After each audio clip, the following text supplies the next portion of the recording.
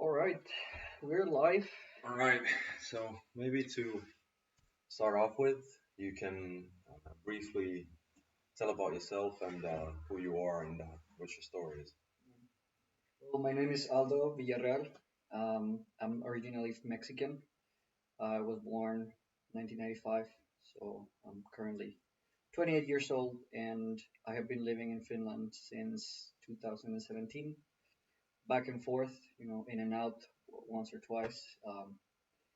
And well, I guess my story goes back to university. I ended up in Finland because I came here to study my master's degree in medical physics. And Actually, to before we continue, yeah, out of all the places in this world, where is the trigger that kind of directed you to first know where Finland is, what options there are, and why did you decide to actually end up come all the way here? right. It's not an obvious choice, Definitely not. It's probably one of the last countries that you could name in especially if you're Mexican. Like, not a lot of people know even where Finland is Yeah. in Mexico. And honestly, it wasn't even an option to me.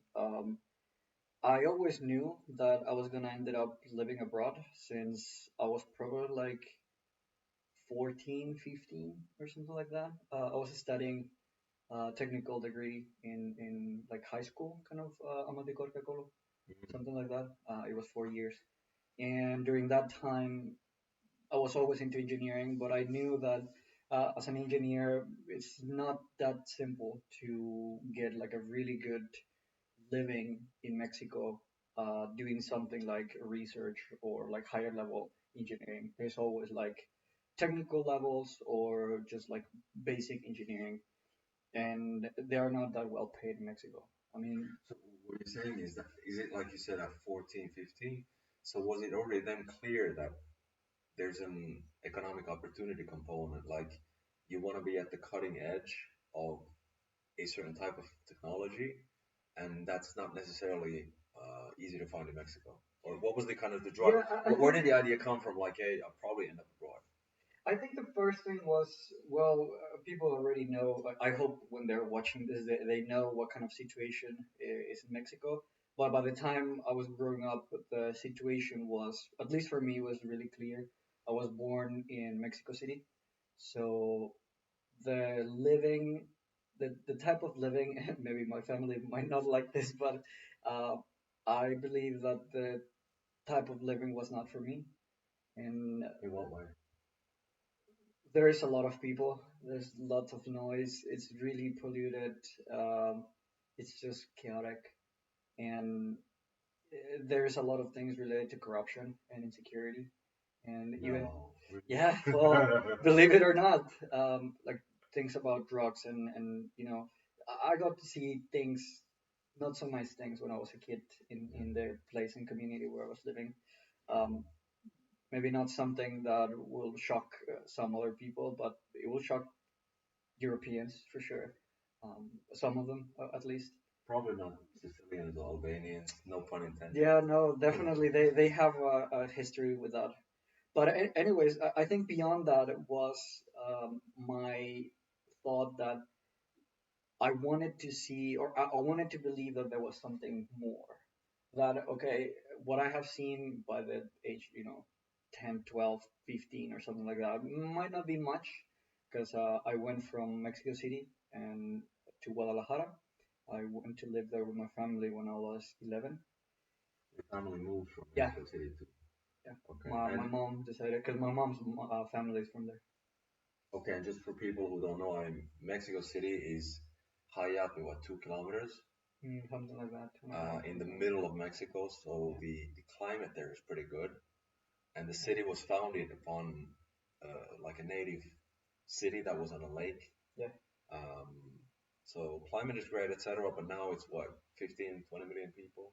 Yeah, I think it's 17, Yeah, like that, which is crazy if you consider that the space that accommodates, it's just so tiny. And exactly. And they've got all kinds of water access problems, all this mm, kind of stuff. And then the ground is sinking and all kinds of. So Guadalajara, that's in the south, right? It's no, actually, it's more to the north and Okay, west, okay. like middle, let's say middle west.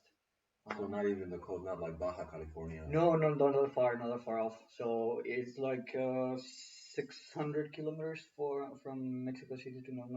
northwest. 400, 500. I don't remember exactly the number. I guess it depends how you travel.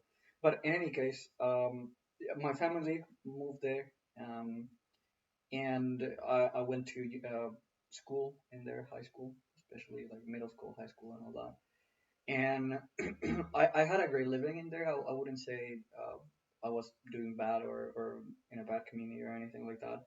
Thanks to my parents, I don't think I ever really missed or like had need for anything such as food or shelter or anything like that. I even got like, if you call middle class luxuries, um, holidays here and there and all that kind of stuff. Good living, I'll say. Mm. But despite that, I started having this feeling of, if you wake up at 5 in the morning to travel 1 hour to your school because the traffic is just horrendous, and then study and train and whatever, and then come back, and it's just the whole day. It's like a repeating cycle, and then you realize like, okay, is this it? Like, is this is how my life is gonna be? Yeah. So I mean, was it kind of an issue of had you stayed, you know that you'd be the hamster running on the wheel for the next Mm. 40, 50 years, and not necessarily anything would change? Or was it just a question of, I would say, adventure, ambition, and kind of willingness and interest to test your own limits? I think it was, well, I think it started from, maybe this is I don't want to think that this is it. Okay. That kind of mentality.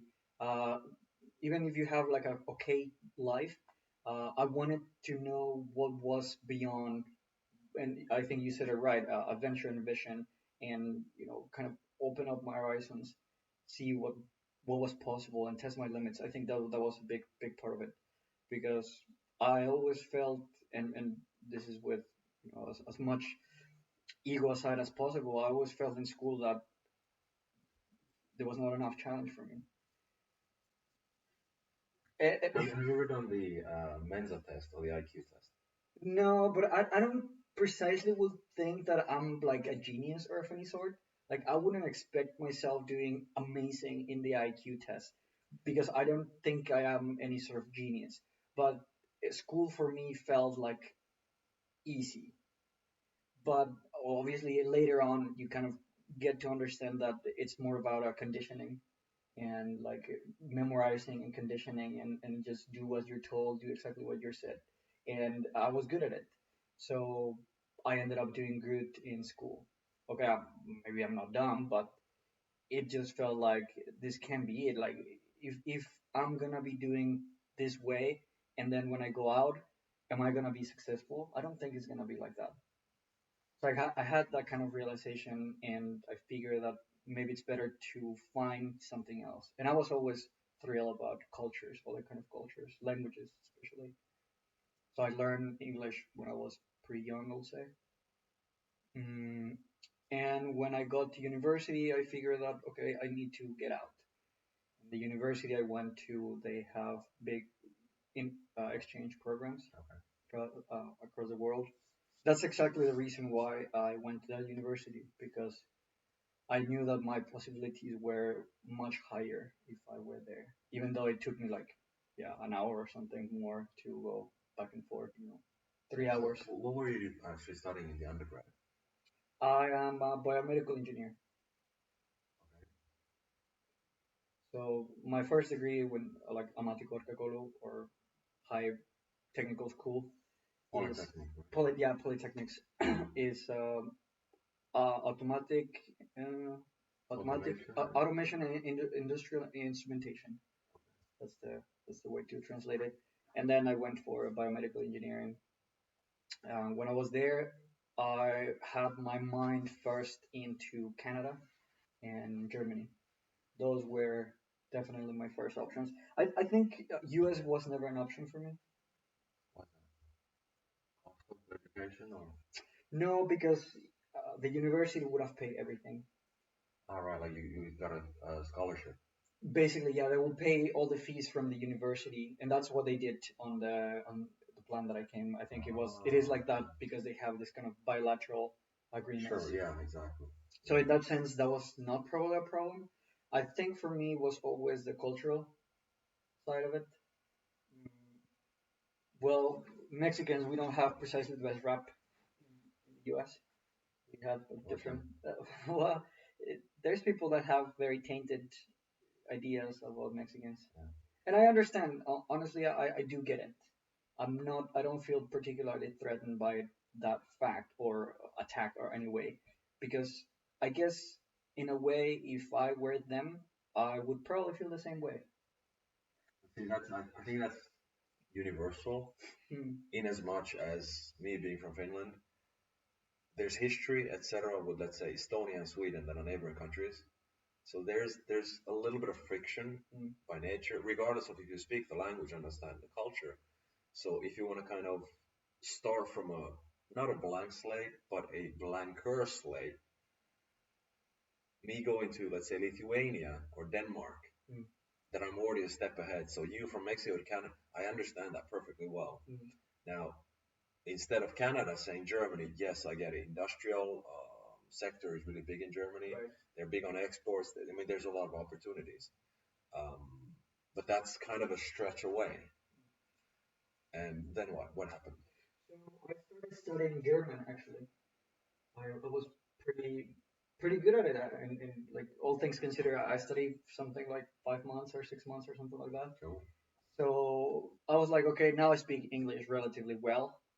I think I can survive. At that point, I thought like I can survive pretty okay.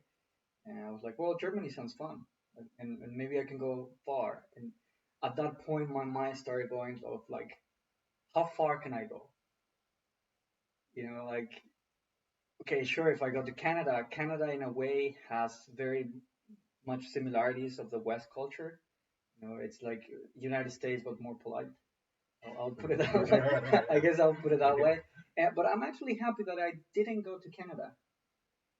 I think Europe was always a better option for me. And Was there a particular reason just outside of Trudeau? well, now Canada, all the politics is going downhill from here. I totally disagree, but I think that the pendulum would swing, and don't call me out, but I think the next elections will be a changing point for Canada at this point. Funny though, everybody with a decent T level says the same Hmm. I think it's gonna thing. happen. It's just a matter of time. It's just a matter of Yeah. question. I mean, history tends to be a bit of a pendulum. Mm, Sometimes it swings far, and then obviously the action reaction is going to be also for the other side. mm. But hopefully the pendulum swings are not that violent because that's when you get things like the Russian Revolution, and that's not exactly what we want right now. No, unstable failed states or potentially failed states are not good for the economy. They're not good for people, and Yeah, hopefully the pendulum doesn't. Because now everything, and this is probably particular because also in Finland, now the pendulum is moving a little bit to the other side, and everyone's losing their mind thinking that things are going ultra right. But when things have gone so far to the left, anything to the right feels yeah. so close to the far right, and it's actually not happening. I think what is happening is just we're going back to the center, and I think that's going to happen also in Canada. But anyways, yeah, I ended up not applying that, but there's a particular reason, and it's so funny to me because the reason why I ended up coming to Finland was because one day in school I was just walking around through the hallways, and I remember this guy. His name is Luis Wense, and he was somebody I knew from other friends older than me. And there was a semester or 2 semesters or something like that, 1 semester I think, that I didn't see anything about him, but because he wasn't relatively close to me, I didn't know. Like I was just going by my life and not noticing. If he's watching this, I hope he's doing fine. I hope you're doing fine. Oh, okay. Yeah. But yeah, anyways, just one day we crossed paths, And I think I will say that that point was a defining point in my life because he, I asked him like, hey, where you been? I haven't seen you in so long. He said, I just came back from exchange. And I said, okay, where have you been? He said, I was in Finland, Oh, whereabouts? in the same school that I went. Uh, so Okay. he, I asked like, okay, so how was it? He said it was really great. It was amazing. Uh, I had a good time, and the university gave me a scholarship, so it wasn't that expensive for me to, live in there. And besides the university where we study, they give you money, but the university in Finland gave him money for studying in there. And he said, well, if you apply, you're definitely gonna get accepted. So for me, those two things, those two phrases for me have been in my mind since then. That there's no way I'm gonna get rid of those because those were probably the hardest or the tallest barriers of entry for me to go on exchange because my family didn't have like the money just to spare. Right. Like, hey, yeah, kid, go to Europe. Here's like 3,000 euros. Go get it. Tiger.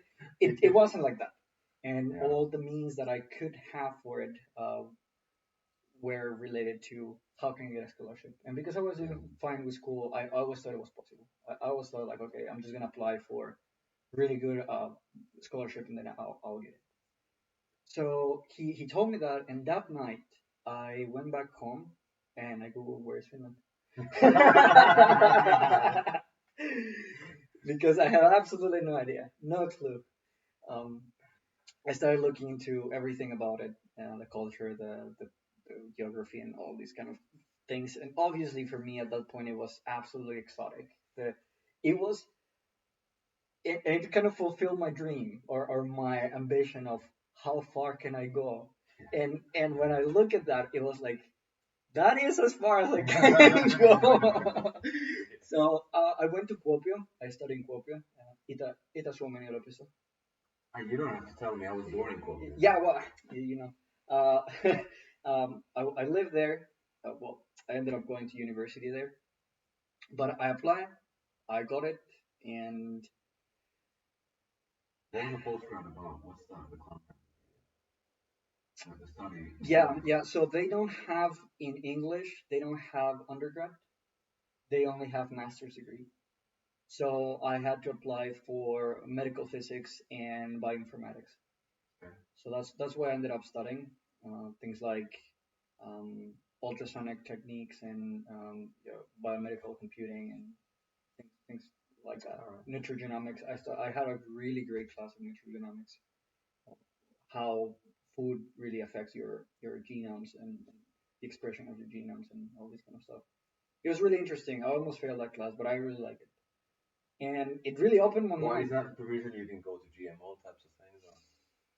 Um, Because that's the future, apparently, or crickets, or maggots, or stuff like that.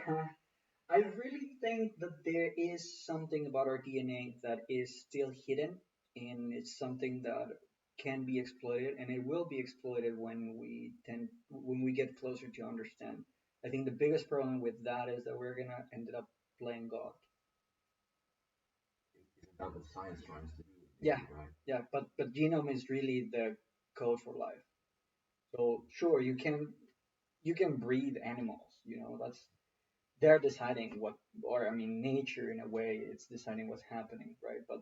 But really tinkering with the code of any system will eventually create bugs, no matter how good programmer you are. And I've learned that because I'm a software engineer by profession. Yeah, exactly. So yeah, I ended up I canceled my plan of going to Germany. Um, I put Finland in the first option, and then because you have to put options, Finland, Germany, and then Canada or London or something. I don't remember. And it's kind of curious because I had to. Uh, you have to get an insurance to go abroad, and I didn't have enough money to buy like a full like insurance, and I ended up getting like just enough to get me covered or just enough to approve the trip. I knew that there were, risks of, something happened to you and you're gonna get a little bit under stress. Um, but apparently that insurance was not fully approved by the university, and they got to know that by the time I came back. So I got into an office one day, and they're like, "You were not supposed to go." And I'm like, and yet I did. Yeah, I'm not super proud about it, but honestly, if I had to do it again, I would do it. It's easier to, In um, retrospect, yeah. like, I mean, I'm coming back to the old adage of it's easier to apologize Mm, than ask for permission. yeah. So you just go ahead and do it, and like, oh my God, I'm so sorry, I didn't know. I didn't have the money at the time for it, and maybe I didn't want to put my parents into a very stressful situation with that. So I did what I did, and if I had the means for doing it the right way, I would have done it, of course. But given the situation and how things pan out for me, I think I will do it again. Yeah. Well, I mean, that kind of brings us to when you graduated, and that's already a few years ago. That happened a few years ago. I had a girlfriend at the time that I met when I was there in school, and we had a really good time. I spent here a full year in Finland. I actually had a job here in Kuopio. I was working cleaning toilets, so it was needed. Damn. I did what I had to do, and I'm really happy that I got the opportunity because at the time I really needed the job. I didn't have enough money by then to kind of subsidize my living, and like I said, something I have to be really grateful for is that my dad gave me money when I came here first, and they paid me some like the flights, the one-way ticket to fly, and then some extra money, which honestly wasn't well. Obviously now for me it's not a lot of money, right? Yeah. But I know that for him at the time it was, and I believe that he gave me as much as he could, and for that I'm like eternally grateful because I don't think I would have done it without him. Um, Well, I mean, that's obviously it's great that you got it in relative terms. When you got it at the right time at the right place, it meant a lot. And then now for you, it's a lot easier to kind of Payback. pay it back with interest. Yeah, no, and I have told him maybe money might not be like the best way to pay it. Of course, if he needs it, I'll give it to him. But I think the fact that he sees that I'm living so good nowadays, and that the fact that I have told him about the Yeah. stories, I have told him that I don't think without that money I would have made it. Um, it didn't last me too long, that money, because What life is happened? life is expensive in here, man. I Yeah. realized that when I arrived to Kuopio, because I it took me I don't know fucking 35 hours or some crazy shit like that because I had to get a cheap flights, and waiting 6 7 hours in Brussels or things like that. It's tough. Yeah. So it took me. I took a bus from Helsinki to Kuopio. So just imagine that that's 8 hours plus Wow. everything. So it really was maybe like 35 hours. I was exhausted when I got there. I was sick, but and it was around this time actually. It was somewhere around this time in January. I mean, how did you perceive that when you end up in the middle of winter in Kuopio, tons of snow, it's dark, the sun comes up for like 2 hours a day. Cold as shit. Yeah. And you're like, well, is this the adventure I was going for, or I was where the excited, hell did that come up? but I was excited. It was the first time I saw snow, Oh, shit. so I was really excited about it. It was such a exciting and kind of thrilling adventure for me Yeah. that at the time I didn't panic or I didn't feel any kind of negative emotion. Everything I was feeling at the time, besides tiredness, it was very exciting. So when I got there, my tutor or this person who was helping me with the whole thing, she took me to eat because I was starving, and Oh, and yeah. but she didn't pay for my meal. Well, she took you to dinner and Yeah, had you pay for it, yeah, right? yeah. Well, I pay for my stuff. I guess it's a thing here in Yeah. Finland.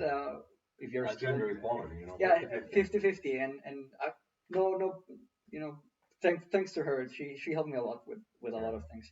But when I got there, I got this pie of, I think it was reindeer or moose or something like that in Like there. probably if it's game, then it's likely deer or moose. Yeah, But if it's reindeer, it's reindeer. I, It's a little reindeer is a little salty. yeah, it was really Super salty. super low on fat. It was High quite quality salty. meat. I don't remember what was exactly exact. I think it was in Finnish, and at that time I knew nothing. Um, but I noticed that, wow, okay, things are expensive in here because like money away. I was like, fuck, is this how it is? I was like, this is not gonna last.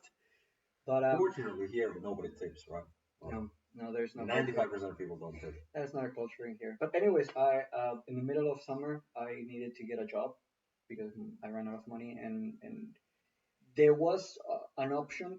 Some people were asking me like, okay, we can hire you as an engineer because I had my background and I had like some practical experience, but it was full time, so they didn't want to get a student. Although I could have made it, I could have like got into it. mm, I didn't have the time for it because I needed to study still. So getting that cleaning job was the only way I could get money and still continue my studies.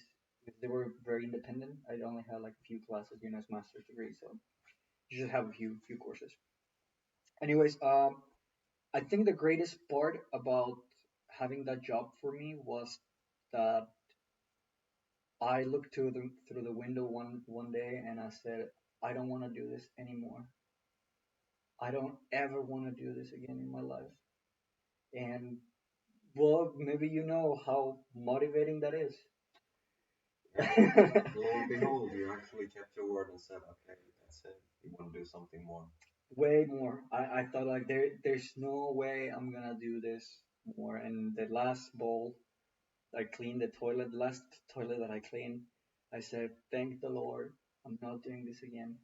But money was good. Actually, like I say, I'm very happy about how I got the job because I was a little bit concerned, like, how am I gonna get a job? I don't speak anything. And my personality has, and my way of thinking has always been just go fucking get it.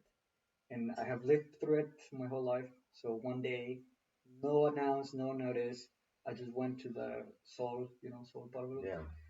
There was an office in the Kuopio center, close to Yeah. the Kirko Torre. And I just knocked, like, hey, I went there and I said, I want a job, I want to work. And then they asked me, do you speak Finnish? I said, "Kyllä." And she said, okay. And they started with the paperwork. And that was it. Like that's all the Finnish I could talk. And she took it. She was like, yeah, sure, okay. I mean, that's the go-getter style, right? And I was so happy. I was so thrilled about it. But yeah, money was good. I ended up saving some extra cash, and I bought a car in Mexico. So Right. I went back and I bought a car.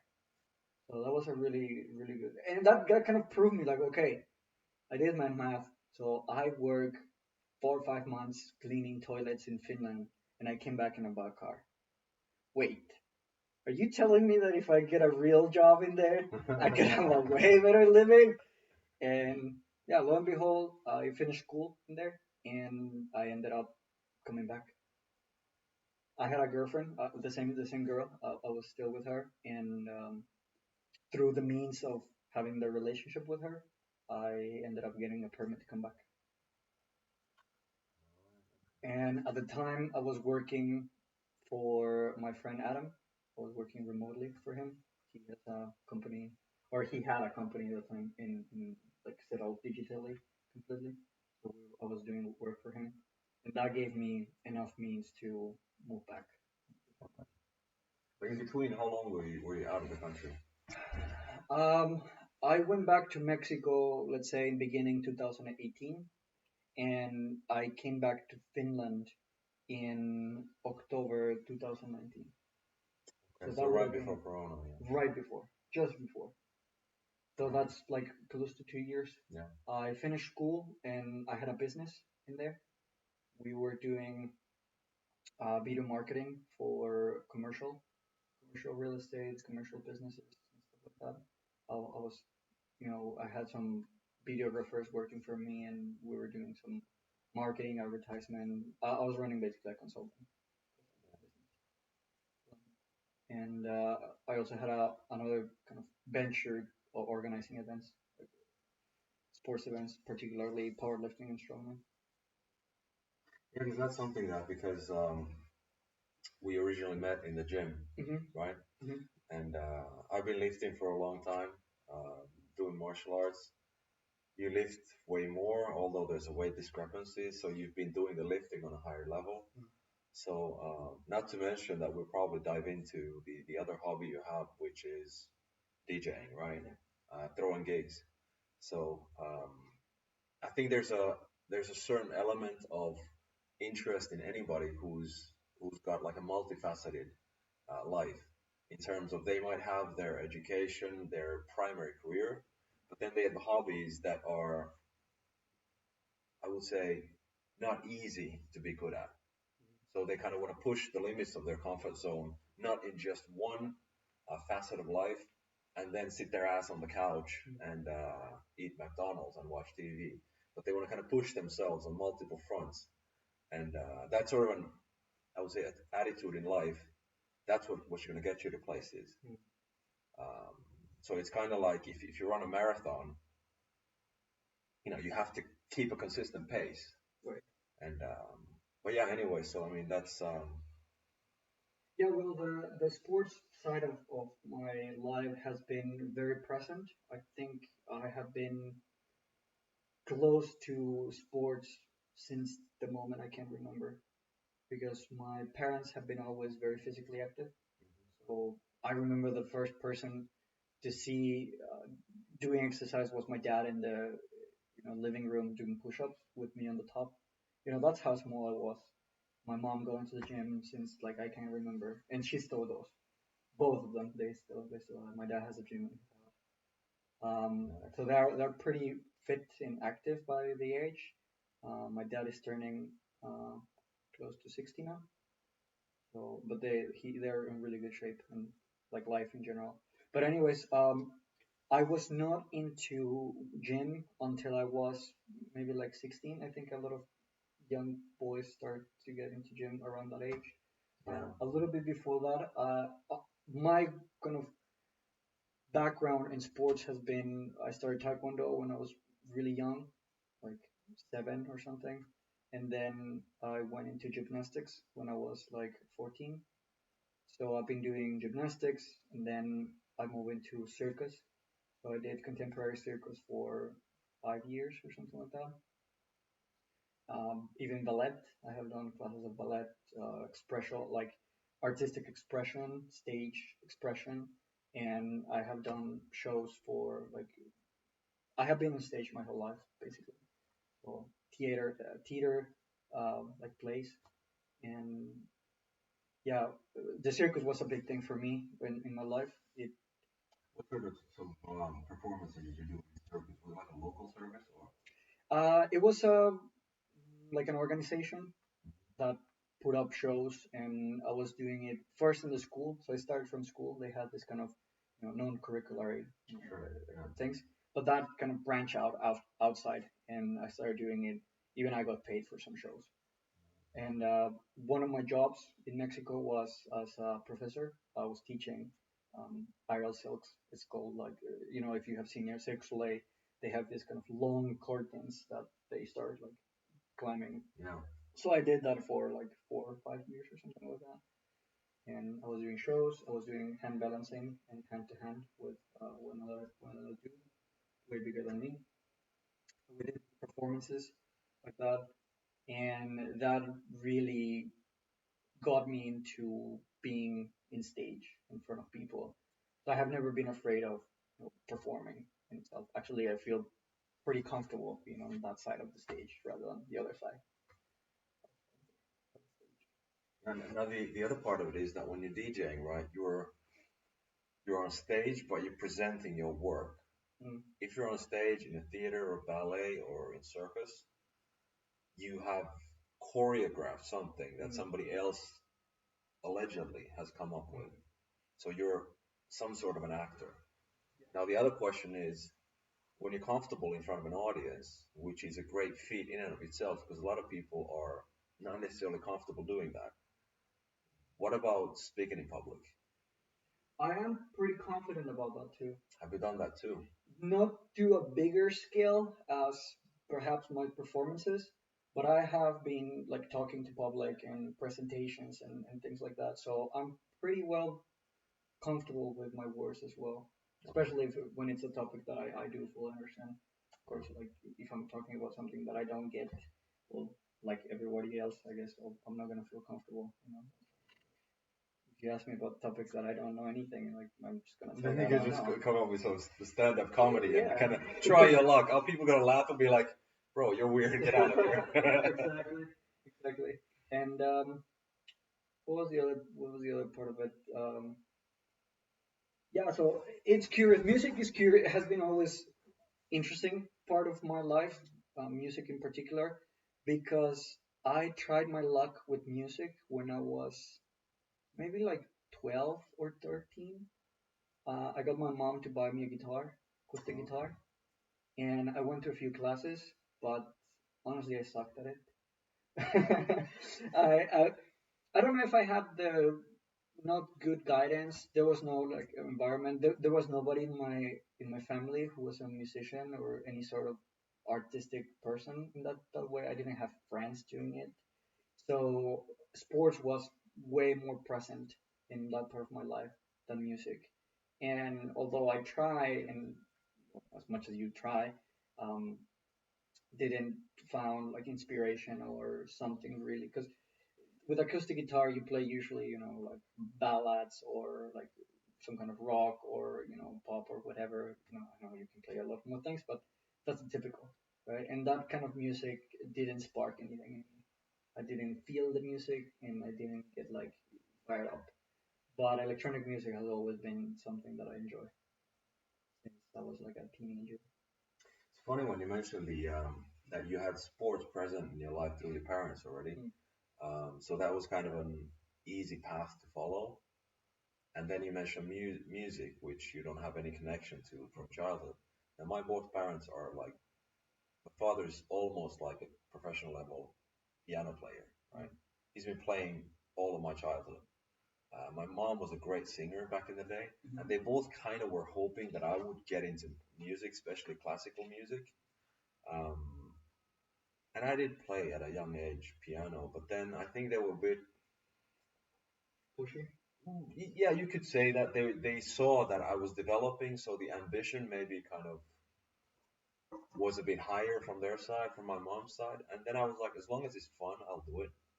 But when it seems as though like I need to do more, etc., and it's no longer fun, I say it's a wrap. But then from my family side, like there's not really any kind of sports related background. It's more about, let's say, literature, theater, opera, music, all of classical music. Mhm. So when I went into sports, I loved it since I was a kid. And then martial arts and lifting that came in like in the teenage years, and I've kept doing that ever since. So it seems as though, correct me if I'm wrong, but the way you see electronic music, there's something that kind of piqued your interest. The same way for me as like sports, I didn't know what the hell was going on. I'm like, okay, I kind of like this, and nobody around me has done it, so Mhm. let's just see what happens. I'll just keep going. So I mean, with electronic music, when did that come about in terms of, and why do you think that was a thing for you? Yeah. Well, before getting into the music, like how I started with the whole music thing, um, in my teenage years when I was doing all these kind of sports and especially circus, I think circus was like big part of my life because I was sharing stage with ballet, for example, people that do ballet, and I am very grateful that my dad kind of kept it together because he was never so happy about me doing those kind of things, especially when I will come home one day with wearing leggings from the show and then glitter like on the chest and like makeup and things like that. And honestly, when you're if you're a dad and you have a teenage boy doing that, it's really easy to not get it together. I don't know if I would get it together. And he wasn't precisely happy. Is my boy gonna transition soon, or what the hell? Yeah, but honestly, he was really supportive about it. He was always like, he always gave me, encouragement of, if you're gonna do it, just do it right, and Yeah. do it like full on. And I might not be particularly happy about it, but if you're enjoying it, and it's something that you like, do it and do it right. And that was always the message that I got from my dad. So I think that was Now, really, now, really to good. be fair, the ballet dancers, the guys, they are in great shape. They are. They got the 8 packs and 10 packs, and they're jacked. It's just what they do on stage is not necessarily the most masculine thing you can think No, it isn't. But if I have to give it a credit to where credit is due, the ballerinas really don't shy much about in the changing rooms, and some places unfortunately are mixed. So of. And things happen as well. it's People in just. performing arts, when they perform, they got to be 100%, and thereafter, basically, the anxiety goes down. They're like, now we're done. Let's get a drink and let's live it up. And you know what that means backstage. Yeah. It was a fun time of my life, I would say. But yeah, other than that part, obviously, I enjoy the being on the stage and performing and all that kind of stuff. It was really fun. Music, music is a relatively new thing to me in a way of DJing and playing and all that. I started playing right when Corona started. Wow, that's like less than 4 years ago. Yes, I got to. Late bloomer, right? Yeah, I got in touch with the, let's say, art of playing from my friend. He's a really good friend of mine from Mexico. His name is Tony, and he has always have this very, energetic personality, and he's really energetic and goes places, and that kind of personality is kind of hard to tame in a way. That's what Let's she say, said. intellectually, or Yeah. in an art or something. And because I knew him very well, he started playing, he started learning when I was away, and then when I came back to Mexico, he was already getting good at it. And one day I saw him just playing with the knobs, and I seen him so focused on it, was kind of intriguing to me. Like, what could possibly be so interesting that has this guy together, but just stuck in there and not There's a even like. turntable and you just do, And he's just like and like, moving things and hearing, and the music sounds good, and like, what's going on in there. So I started just, playing around. He gave me some instructions, and then a few months after, I came to Finland in like October 2019, and I know that it was then because I bought for myself a controller, which I still have, for Christmas. For Christmas, I bought this like really cheap, you know, controller, and that you use with a computer.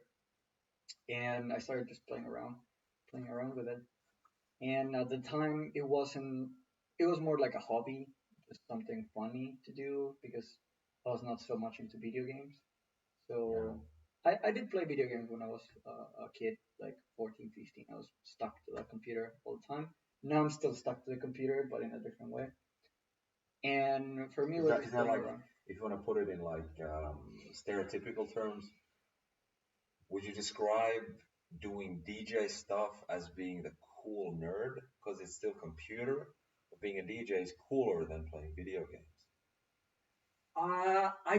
At that time when I started doing it, it didn't feel like, oh, it's a cool thing to do. It was more like, I like music. Music is fun, and this is fun, and So it's like you can create. Is that yeah, part of it? it was a way for me to create, or like kind of play around and investigate, and just get creative because I didn't have any other like creative endeavors for myself. So Yeah. it started as something just fun, and because Mhm. Corona, we were stuck in at home. Okay, in Kuopio it wasn't bad. We could get out during the so-called lockdowns, and Yeah, I mean, as far as I understood, I was back in the earlier part. I was in Brussels, mm, and there it was like super tight. mm. You couldn't get out the house. Obviously, there were not patrols. However, what we had is we had drones flying all over the place. Because in the evenings, you're supposed to have only X amount of people. And I lived in a new apartment complex with like really tall windows. Mm. And multiple times in the evening, I heard like some buzzing sound. And I was like, what the hell is going on here? And because it's a large building, they were basically cameras on these Surveillance. drones, surveillance, looking in the apartments, like how many people are there. So I'm like, what kind of a freaking dystopian shit are we involved in right now? I go to the supermarket. There's a couple of guards on the door, kind of taking count of how many people come in. Then they say, no, stop. We have to wait for other people to come out. So then when I came here in the summer of 2020, I was like, this is chill. They've got recommendations for lockdowns or masks and stuff like that. I didn't wear, I allegedly didn't wear a mask at all. In Brussels, I had to, otherwise they give you a fine, right? Mm. So I thought that's great. It's free. Um, Not to mention that out of all of the European countries, Finland has the least amount of police per capita.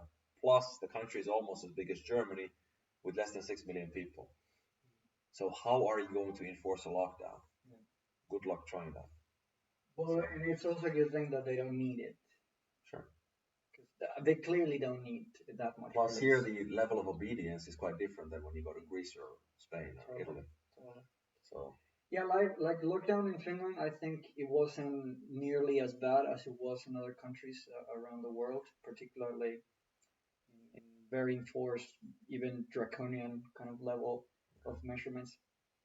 So, but in any case, I had kind of time to play around with it, and I used to live with my girlfriend at the time, and she didn't particularly enjoy my learning phase because, well, I sucked. I wasn't. it's like you have a kid who is learning to play the drums. You're like, Oh yeah, it was definitely like that. It's just that the drums were just all over the place, yeah, and the sounds were completely off, and the rhythms were off, and the tempos were off, and like it was just a mess. Um, I kind of respect that she kept herself cool most of the times, but it wasn't something that she was particularly enthusiastic about it. And that I think was one of the kind of reasons why we didn't ended up living together. Mm, you mean getting better at DJing and kind of playing around? That was the was it like part or main reason why you got split up or? it was partially that because when I started getting a little bit more into it, like I told you, my personality has always been like, if I'm gonna do something, I better do it right, and if I'm gonna do it right, I need some goals, and the goals should be kind of small for getting there, but also there needs to be a overarching, longer goal that you want to Sure. achieve. So I started getting into more like higher dreams, higher hopes, and I noticed that okay, she's not particularly excited about it. And but there was other components of it. That's not the main thing. I wouldn't say that's the main thing. We were together for quite some years, and after 5 years or something like that, we just started growing apart in many different ways. But the other reason why we ended up splitting it was because I moved from Kuopio to Helsinki because I started studying again when I was in Kuopio. I got into another master's degree of 1 year in medical computing. So I study by the university another course of medical computing for 1 year, and I needed to get a job to kind of complete the course or like practical experience. So at the time I was like, okay, if I need, You I need don't an know, internship. like an internship, yeah. Yeah. If I was like, okay, if I need an internship of 6 months, I cannot afford it because I have to like work and I have to do the internship. Like I'm not that great, so I was like, okay, maybe I just get a job. and I use that as a practical experience when I Yeah, finished yeah, school. And it was funny because I used the school to get the job, and I used the job to finish school. yeah. So It's like catch two bullets with one stone. exactly, and it was like that for me. I got the opportunity to be hired by this company that I'm still working for. They hired me. They gave me the opportunity, and the day I got the yes, I told my ex girlfriend like, hey, I got a job in Helsinki.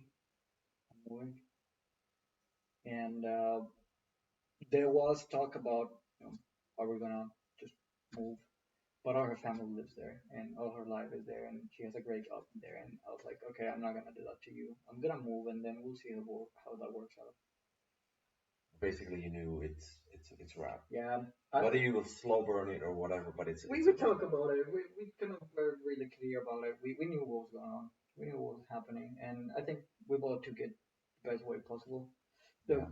there wasn't any drama or anything like that. We talked like adults, and it was just the end of it. And I don't say that I'm in touch with her by any means, um, but I know that given the situation, we are still in good terms. And if she had the need for, like, I don't think she would, but if she like reach out to me just because of the appreciation that I have for the memories, I will help her if she needs something. That's I would say that's beautiful. As a story that you can have relationship, Mm. and then basically your life takes a turn for a different direction than with her, and you can be mature about it. And I think that requires both people to make the effort to respect and kind of not turn that into any sort of drama. Mhm. And perhaps even more, if there's a one overarching idea behind is that what you did, and this is also what I've done, and this is what I would recommend to every single guy in their 20s, try to get ahead in life and prioritize your career and getting to that goal that you want to be in life. If you kind of scupper your dreams to keep a girl, you're going to grow to resent her. So I think that's kind of the optimal solution in ways. And if you're in your 30s, 40s, you've got kids, then obviously it's a different ballgame. But for you to actually get ahead and get to a better place, then advancing a career is probably the best solution. Or do you have any regrets about that? No, no, no, no. I don't think I regret any of the decisions that I've made during that part of my life. I think it's been so far the best decisions I could have made. Obviously, some things better than others for sure, but overall, the decision of moving to Helsinki has been really a good idea for me because, well, the music became kind of my one thing to escape outside of work, my creative endeavor, and I've decided one day that I have work, I'm doing well, but I need more. I want more, and I'm just gonna do my music. I don't have anything else. I don't have because I live alone here. I don't have my family. I live by myself in here, and well, that has a price, of course. It has advantages. It has a lot of disadvantages, but it has advantages. And I'm not saying that I wouldn't want to see my family. I would love to have my family around, but maybe this is not something that everyone will understand. But when you are completely alone, you can take so much more risks and focus on you and whatever you want to do. Because if I want to lock myself in my apartment for 3 days and not talk to anybody, I can do it. Okay, that has downsides because if Like I what? die, yeah, I mean, if I kind of fucking fall in the bathroom and I'm unconscious for 3 days, like nobody's gonna care. Or nobody's gonna come and knock my door and like open it, Sure. right? Like I'm gonna be there until I wake up. And maybe that's the sad reality of other people here in Finland. I'm pretty sure I've heard stories about that. But in any case, the being alone in here has given me that ability to focus deeply on this thing. And when I started going around in Helsinki, nobody knew me. And that's something I feel kind of proud about. I would say I feel proud about because what was it, three 3 years ago? No, Close two. to four. What do you think? When I moved to Helsinki, I moved to All Helsinki right, okay. in May 2021. Sure, like, yeah, 2 years, 2.5 years. close to 3 years now. I was nobody. I was really, really nobody. Like nobody knew who the fuck I was. I had no friends. Yeah. I had I had no connections. I didn't know a person in Helsinki. I mean, I knew one person or two, but they were absolutely like dispersed and nothing close to my life. I knew nobody, and just through work, to connections, to talking to people, to just knocking doors, um, I have been slowly leveling up my career as an artist now. It has been a process, but I think the last 2 years have been really interesting to me because I have been able to put all my life and energy into making music, and uh, most likely in the beginning of the next year, I will be releasing with a label from the UK. And tomorrow I played a show, like a closing show, in a club in the center, Helsinki, in Patron, um, which is organized by the same label. So yeah, Pretty quick. I mean, if you didn't do anything when it comes to DJing or producing or whatever, just like 3.5 years ago or I have four been years ago, and in that time to get where you're right now, I mean, I would say that's a very respectable progression. I have been producing for 17 years. Right. I have been playing, let's say, close to four, but practically three because the first year was just messing around. But 2 years I have been producing consistently. Um, I remember this very clear because I got to make my first couple of beats in my computer when I was flying to Mexico 2 years ago. I was on the plane and I kind of took my computer, started like playing around with it, and that was the first moment I remember I was working with that thing. And now I flew back a few weeks ago and I noticed, okay, it's been exactly 2 years, and now I'm talking with this label for releasing music where big names in the industry have been playing their songs. So yeah, it has been just putting the hours. I have been just getting it wrong many times. I have made lots of like crappy songs. You just need one hit Yeah, wonder, and that's gonna be good for the rest of your life, right?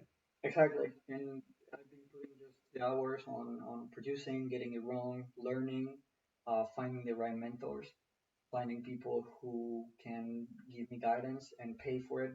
Like some of them I have paid, um, and I think it's a great investment.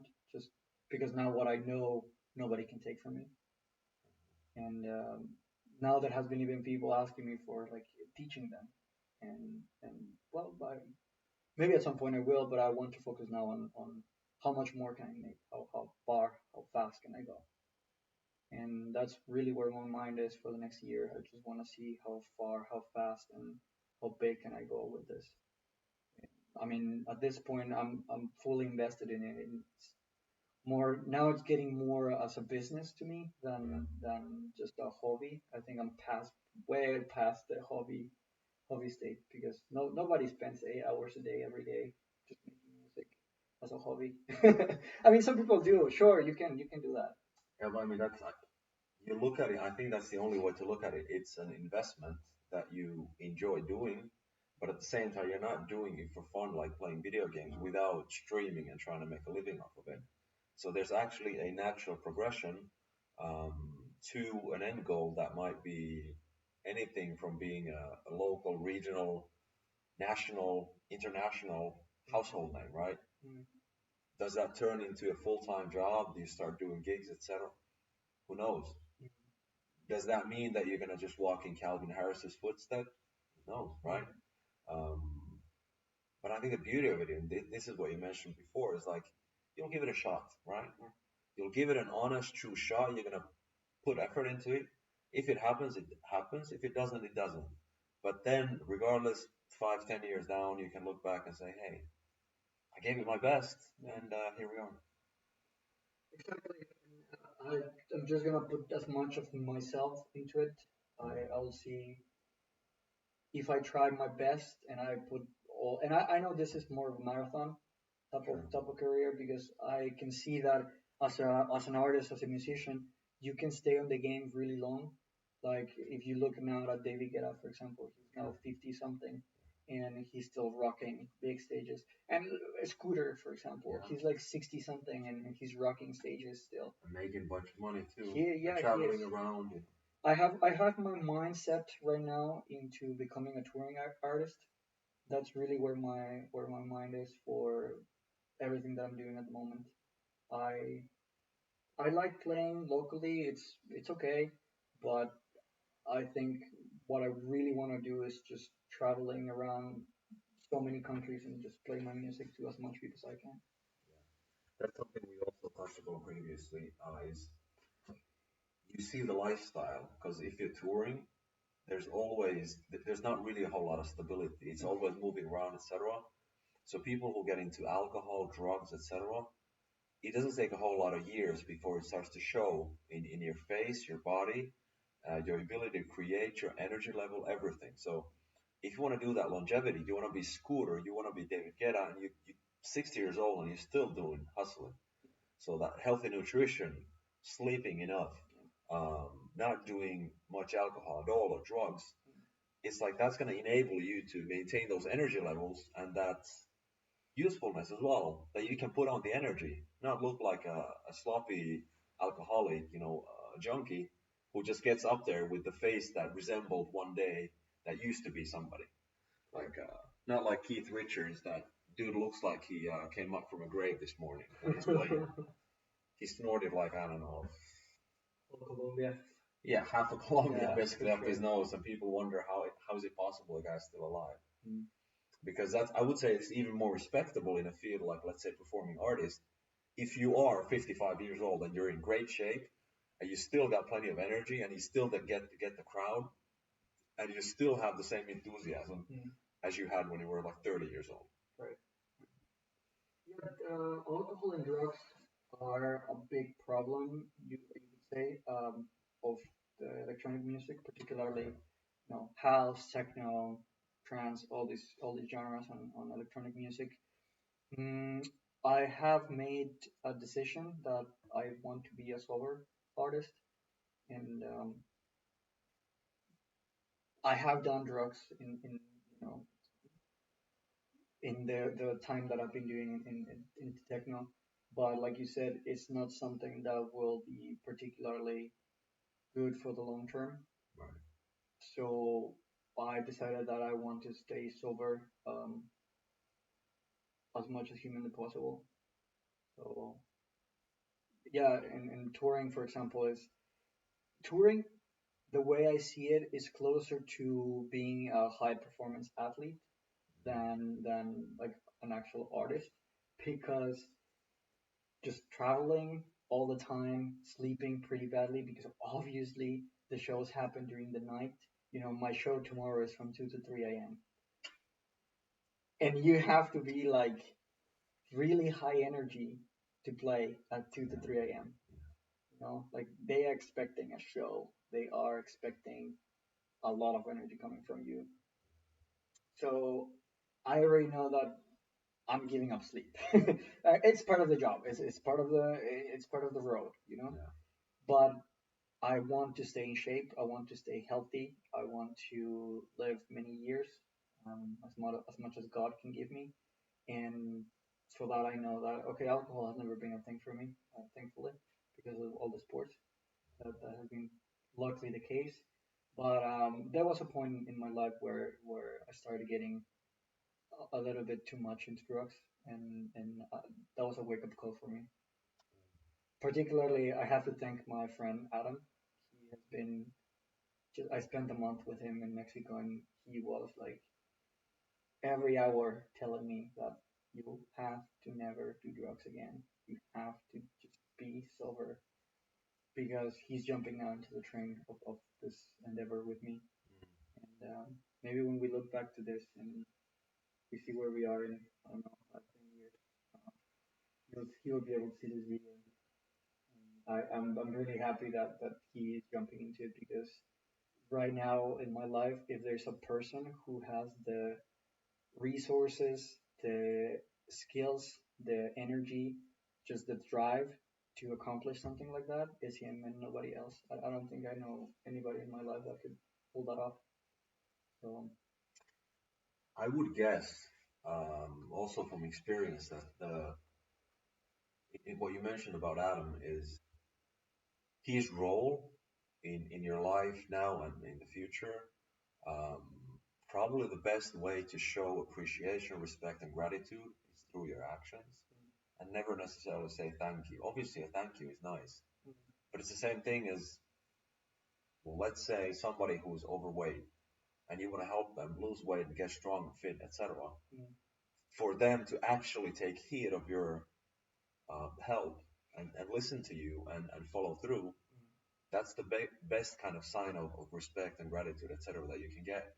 Um, Not to mention, obviously, that if and when there is success, so there's an kind of an overspill of what we accomplished, mm, to then also show, like, okay, look, we did this together, and yeah, the more the merrier. totally, totally. So, and And he has helped me before. So he has been in my life now a few years already, and I work for him close to 2.5 years, 3 years, or something like that. And I learned a lot about business from him, like a lot, marketing, business, so many of these things. I don't think I would be where I am in my artistic career as I am today if I didn't know everything that I learned from him. Because DJing or being an artist in particular, it is about the music, yes, but it's the show, and like any other show, you need to sell it. There's no show that sells by itself. There's no product that sells by itself. And a show is no different. So it is a business. People go see the artist, people go see the experience, and marketing, sales, and networking. It's the big part of it. There's nothing happening without it. yeah, I mean, I think you hit the nail in the head because imagine right now, who is the biggest grossing artist globally? Arguably, that's Taylor Swift. Mm-hmm. I don't think anybody would claim that her songs are the best, or she's the best singer, or she's the best dancer, but it's when you put everything together. It's the brand, it's the sales, marketing. What does she represent? The image, who's the audience? How do you kind of get them engaged? How do you get a Swifty? So it's there's a lot of, obviously, in her case, there's a lot of really smart people behind the scenes working for that, but everybody has to break out one day. Mm. And for you to realize at this point of time that you need the holistic experience, brand, sales, marketing, networking, all of it, and still you might not succeed. But understanding that you have to like be a complete artist, a complete brand. Um, Yeah, full business, full yeah, time yeah, yeah, business. It is exactly. like that. I mean, Taylor Swift is closer to a cult than because of everything that surrounds them. But at the end of the day, they are a business. Yeah. Taylor Swift is just the face; she sings and everything, but there's a huge, massive business behind everything that she does. Like, It's really a machine, and I mean that on that front, and I think when it comes to you and building your brand, all the sales and the experience, having high energy, it's like that's required every single time. You fail once, it's one less customer. They're like, yeah, I didn't like him. mm, So that's kind of the stress of the performing artist. You got to be on your top game every single time. right. But then on top of that, what I mean, I don't know the scene at all. However, how many DJs actually deadlift 200 kilos? Well, Yeah, see, there's always these ways of differentiation. Not to mention how many DJs actually can do circus tricks, calisthenics. How many of them have got this sort of experience that you have? Oh, by the way, got myself a master's, got the intellectual side, got the bookworm side, um, got the kind of the societal perspective side of it, not just being a good DJ. So anybody can play it. really like nowadays the technology and the mediums that we use for playing are so good and so easy to use that really anybody can play. Yeah. It's not rocket science. I mean, I studied physics, and I can tell you that there's way more difficult things than playing. So playing is not hard. Music selection is a big thing. Reading the crowd is a big thing. Selling the show is way bigger thing. So there's so many more components about it. And what you were saying about differentiation, I think one big thing that I have been developing lately is talking to people in a way of format of just having the camera in front and just me talking and presenting myself to them. That's not something that a lot of DJs do. Exactly. They don't always have this maybe comfort or fluency or I don't know confidence or however you want to call it skill. I don't know what is it. It's in my personality, but it's something that I have been developing for many years. So all combined, you could call it talent plus propensity for it. So I like talking to people. It has been very useful for me because it really differentiates or like now I know that there is certain people that when they see that I'm gonna be playing someplace, they go early to see my show. And maybe there's not like hundreds and hundreds right now, but knowing that there is at least one or two or a handful that are they see my story and they're like I got this in one of the shows. They were like they we came early because our friend such and such told us to come here because he saw you in the last show you have and he said that we have to come early to see you. So that for me was just enough to know that there's at least one thing that I'm doing right. The more you kind of build the engagement and put yourself out there, because obviously being in front of a camera, there's always that kind of like, how fluid is it? Am I saying the right things? Do I have the right like nonverbal communication, etc.? Mm, It's always a bit of a risk, right? But how can you ever win or gain anything if you don't risk it? mm. And I think like even starting your story from coming to Finland, it's a risk, you know. And then starting DJing, that's a risk. So I think that that mindset that you have of not being afraid to put yourself out there, to push the limits of the comfort zone, that's probably one of the differentiating factors that will enable you to grow beyond the limits of a lot of other guys. Yeah, And therefore, I would really like hope that regardless of what happens in the future, is like as long as you keep pushing those limits and going a little bit always beyond, like pushing a little further, that's essentially what's gonna most likely, you know, have the fruits of your labor bear the desired outcome. I think one exactly the mentality or the way that I could describe it is that um, how much and how many times can I fail without losing the game? That's the way I see it because that's probably the only way. Like you can always use your accomplishments for saying, okay, I'm going in the right direction. That's fine. But what happens when you don't get accomplishments? Um, like you start getting dry on accomplishments and it will happen. I think it eventually happens in any endeavor. There will be a time when you start to go in the wrong direction or you're trying different things, new things, and every time that you try something different and you try to innovate, you will fail, and it's part of it. So how many times can I get it wrong without totally losing the game so that I can get it right? And I don't think I need to get it right that many times. I just have to get it right once and then just double it and just duplicate as many times as I can that right thing. Do you know you almost use the same exact words as Sylvester Stallone uses? Really? When he broke out with Rocky One, he was changing the script and he was adding stuff, and the director was like, "What the hell?" And that was a huge success when it came out. But after Rocky, he did a couple of movies that flopped big time, and people are almost starting to say the guy is washed up. It's done. He's done. But then, just like you said, if you find success in doing thing A, why not double down, triple down? Make five of them, and then Rocky Balboa, and then make Rambo, and then make what was it, the Expendables. So it's like you said, obviously trying new things, you should, right? But if it don't work out, it's like, okay, go back. But yeah. Is there anything particular that you're trying out now in terms of Um, new this stuff? yeah this road that I have, and this is a good time for maybe a recommendation for anyone who's looking to do something similar. Is there's a book from Robert Greene, and I'm sure you know what book is that? Mastery.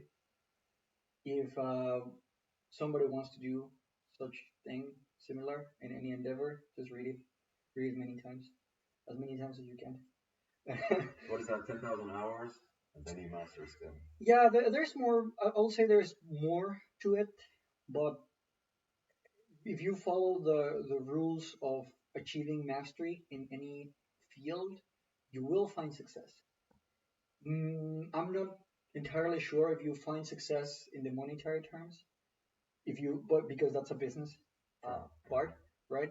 But in anything that is successful, there is a level of mastery that is required, whether that is sales, whether that is business, whether that is creative. And right now in my journey of creativity of music, I am trying to. I have been like trying different styles and types of music and experimenting with sounds and things like that. But now I have got this opportunity with the label that I was telling you before. That they are interested in my sound. They like my skills. They think that I'm skilled to the level of signing with them at some point in the future, like short term. So I'm gonna do exactly what I just told you. I think I'm getting close to find what sound works for the endeavor that I want to do. I'm just gonna double down. I'm gonna see how many times can I get it right. Just double it, and well, this is the first label, and I want to go for a similar style, bigger label, and bigger label, and bigger label, bigger label, because that enables me to start selling my show to bigger stages and bigger stages. And that's just a compounding interest, Yeah. kind of self-fulfilling prophecy of you got with one, and it's always the hardest part of this has been for me going from zero to one, and I think that's the case for any particular business endeavor or creative endeavor. Is just going from zero to one. Also, a really great book to read from Peter Thiel. Someone once said that the most difficult part of getting rich is getting from $0 or euros to 1 million. So the 0 to 1 applies there as well. Correct, correct. So I am. After one, things get a lot easier. I would say so, yeah, because I have been discovering what techniques. So the time that it takes me to make a song from the time I get the inspiration, because of the technical skills, I just need to rinse and repeat, and I'm building a process. So music, some people will disagree with me, I'm sure, but if you see music from the business point of view, it's just a machine. It's a machine that makes a product, and the product that you're selling is a song. And it's the same way of producing anything. You need. I'm a software engineer right now. I work in a manufacturing engineering. The way I see music production is that it's creating the machine that creates the machine, or the machine that creates the product. So creating this uh, manufacturing process from raw material to finished product for quality control. And it's just a simple engineering process. You reduce the cost from the entrance. You diminish the waste product. You diminish the time that it takes, how many times it needs to go back, and then just increase the time and the product that goes out and increase the quality. If you get that right, you're just gonna pump products, and it's not about getting one perfect song. It's just doing enough till you get one right. It's a numbers game. You get 100 songs in the span of a year, 2 years, 50 of them are gonna suck, most likely, especially in the beginning or the first batch. My first songs have been horrible. Like maybe not from everyone. Everyone might not think that, but I do know that compared to the industry standard, it's not there. And it's totally right. And I have said that before to some people that are close to me, like personally and affectionately. But I don't want to take my, or I don't want to invest my ego into what I'm doing because it's just a product of effort and engineering for me. Sure, there is a part of me because I put hours in it, but I know that eventually one is going to be good, and Yeah. I just need to get enough right. Yeah, exactly. When you say that you don't put your ego into it, do you mean by that that then whenever there's feedback, you can kind of take a step back and you're not ego invested in it. Mm. So somebody likes or hates your product for whatever reason or the experience, you can kind of take a step back and look at it as a product that you're manufacturing instead of taking it personally as of like, oh, I'm such a great artist or I suck. Is that the Yeah, approach? that is exactly right. Because if you see it from a business perspective, the market always decides. I don't think there's any business where the business decides. It's always the market who decides. It's whoever You buys. mean regardless of the outcomes, the market is always right. Yeah, yeah, definitely. Because it's the entity that buys, Sure. and it's where the money is. I don't care if your song is the most technically refined piece of art from audio engineering point of view. Nobody cares. If the Yeah. music sells, if the song sells, and people are willing to pay euros to go see your show, that's what matters. Nothing else matters. Sure, if you put your ego and you think you're like, oh, I'm such a great artist and everyone should love my music, but nobody buys, then who's wrong? Are you wrong or everyone is wrong? And I hate to say it, but most of the times it's you that you're wrong. And this kind of segues nicely into another topic that we probably touched upon previously. If you yourself feel confident that you can go ahead and bench 150 kilos, the kilos don't care. If you feel confident, great, go for it. But if a real performance is at 120 kilos, ain't gonna happen. Mm. It's the same thing as you try to, let's say, get a date from a girl, and whatever you think, like, oh, I'm such a great guy, I got this, that, and the other to put on the table, but you get a no. It's like, yeah, is she wrong, or would you have to adjust? So I think that's a very useful way to approach it. Even if like you're looking for a job, you send you know 20, 30 applications, ain't nothing happening. It's like, okay, maybe it's time to adjust. But yeah, that's a very professional way to approach it actually. I think the way I like to think about it and your analogy is that, or my philosophy to approach this problem has been that I want to have as much power as I can. And that might sound Machiavellic to some people, perhaps. A little dark triad. Yeah, a little bit like darkish, if they don't understand the concept of power. I believe that power is inherently, like, in a way, ethereal, that there's no morality in power. You can use power for things that you believe are morally right or wrong. That's a different thing. But having the ability to inflict power in the world is ultimately the most useful tool that a human can have. Sure. And I like it. I don't like the idea of being powerless because that makes me feel useless.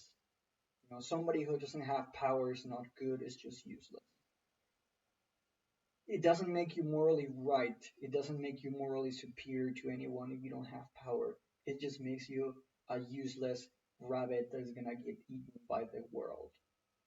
Yeah, and that, it's true that when you have power, money, um, guns, or alcohol, they are amoral things.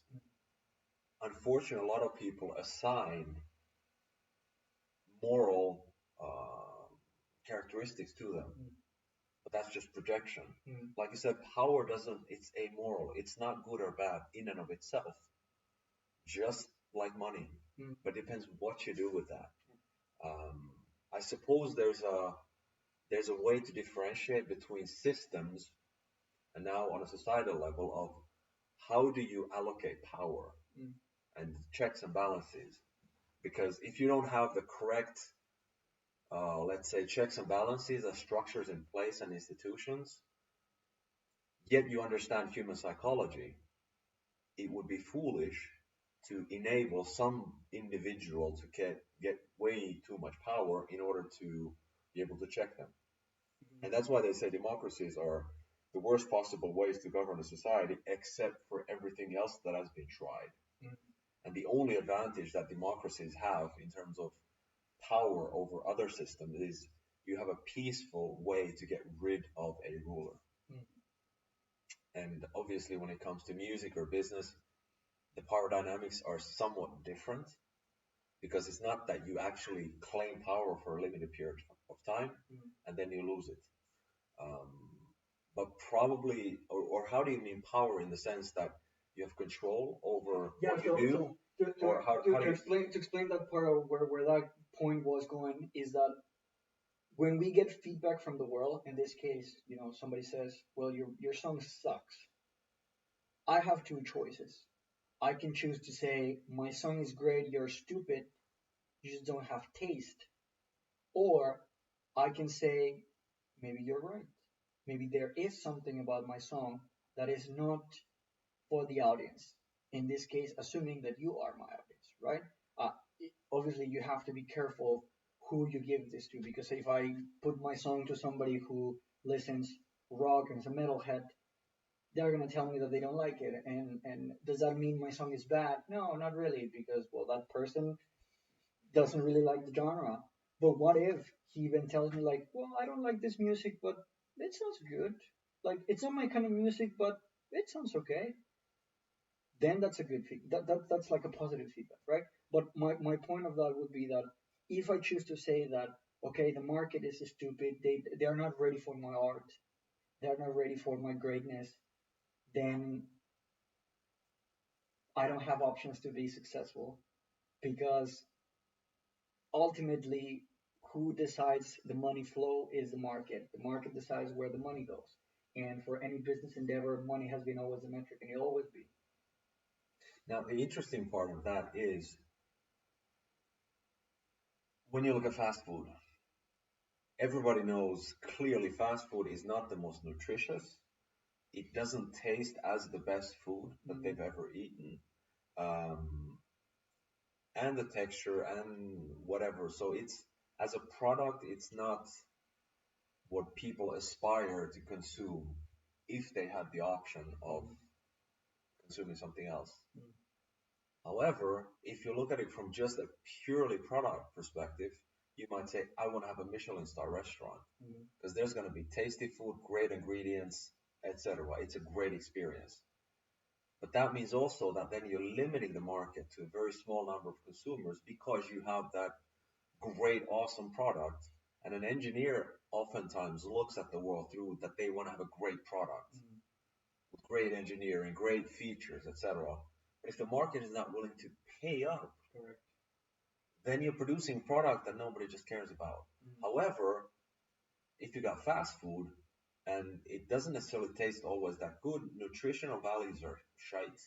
Um, but when there's a vast amount of people that want to buy because the price versus what they get, the bang for their buck is on point, or simply because the people don't have money for anything else, especially in the West, then that is a product that's going to like make the business grow enormously. And that's why you got all the McDonald's and Burger Kings, etc., that are humongous enterprises. So, kind of the question is, how do you approach that when it comes to your music? Is it more like you want to have a great piece of artistry that is, something to your own liking, or is it more like, okay, you want to just distribute that far and wide? Like, where do you see the priorities?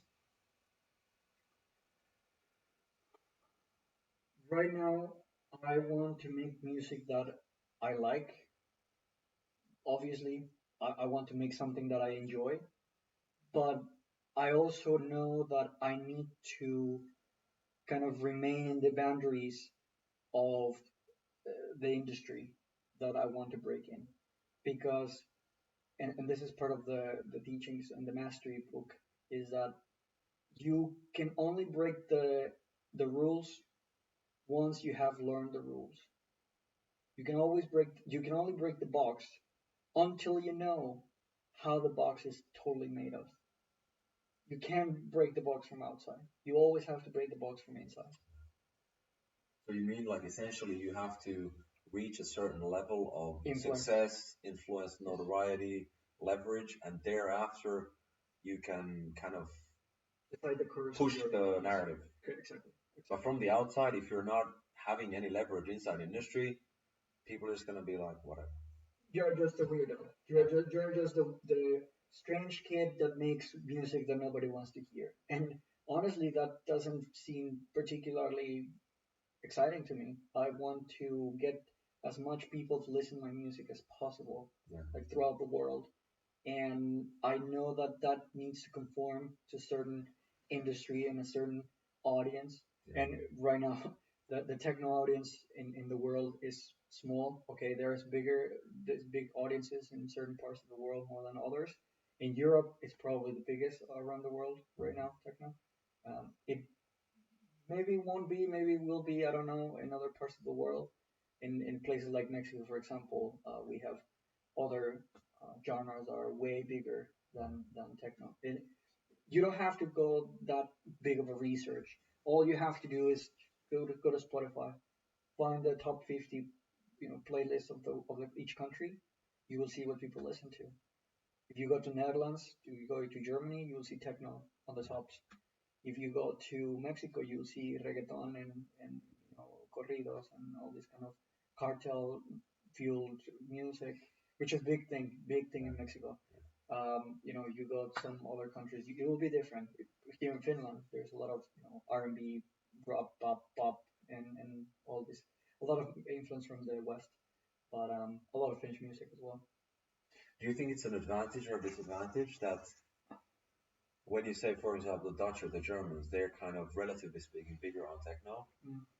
that you're completely outside the box from their perspective in terms of a artist, personality, brand, etc.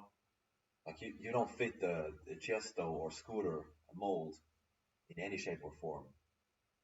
As I mean, I'm not saying necessarily on the music side, but on the storyline, brand, personality, all of that kind of wrapped together. Like, would that be an advantage or disadvantage? I definitely like to think that it's an advantage. I like to believe that mm, me being so different has an advantage element. Obviously, everything comes with disadvantages, right? If somebody has really tainted image of what Latinos are, or whatever they think about by me, they're gonna have their own ideas. But I like to believe that everything that I have right now, it's an advantage that I can use, and that gives me at least power of thought. It might not be, you know, definite influence over anything other than myself, but I read this from Meditations of Marcus Aurelius.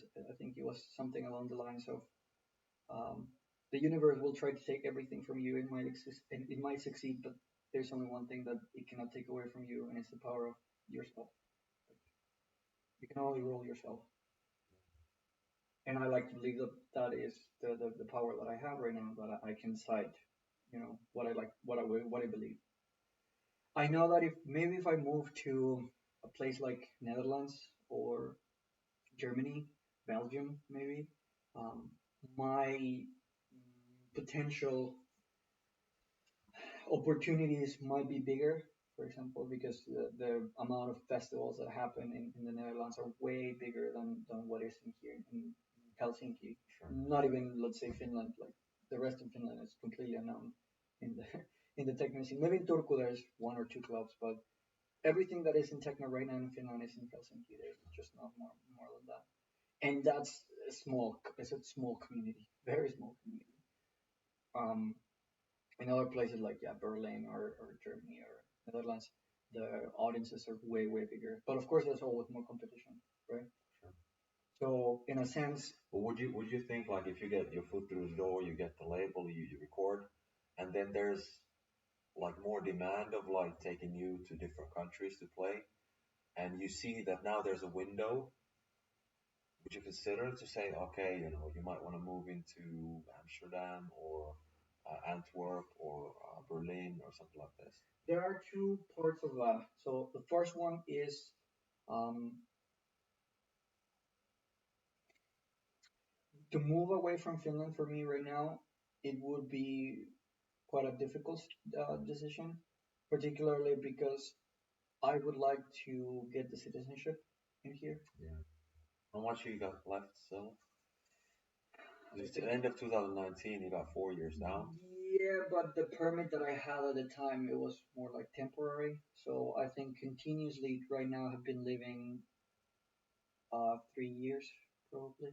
And you need five, right? Yeah, I think Okay. that is true. But I think I also need to pass a language test. I think I'll do fine with it. I don't see big complications with that. I think I'll do fine. Well, that's the first thing. I know that if I move to a different country in Europe, that just goes through the door, Sure. and Yeah. it has been a very steep entry barrier for me, particularly language and just the whole thing of moving away. Yeah, you want that investment to pay off as well. Definitely, and obviously, despite of the winter being so cold in here, I like to live in here because I think it's a very safe community. It's safe in many ways, and it has a lot of stability, economical, social, cultural. Um, hopefully, Finnish government doesn't allow that many cultural enrichers coming to the country without proper permission and things to do here. Yeah, I mean, the reality in Europe is that the population is aging, fertility rates are down. Um, there's a need from a purely economic perspective to get migrants in. But the migration that is desirable, that's people like you who come in, pay their taxes, don't break the law, work, and add value. That's it. Nothing more. So those people who come in to just kind of extract from the To system, milk the system. right? I mean, that's now.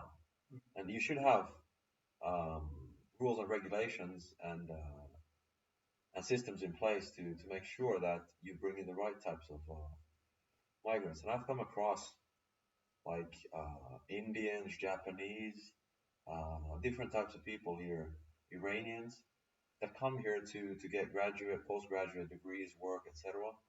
That's awesome. I think that's cultural enrichment in the actual sense of the word. Mm.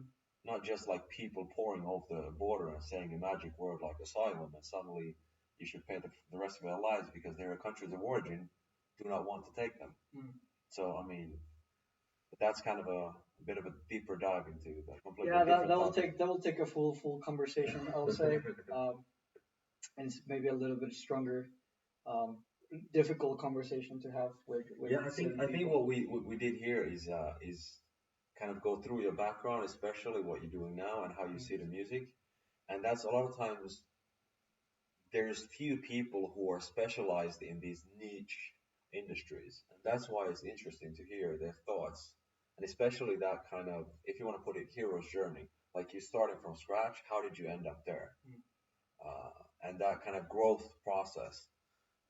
So before we wrap up, is there anything in particular that you have in your mind to share at the end, or some topic to dive into?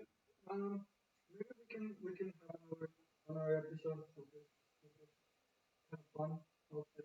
Yeah, so this was more like autobiographical, Yeah. and then the next time we would kind of look at a topic or two, and then kind of start grinding those down. Yeah.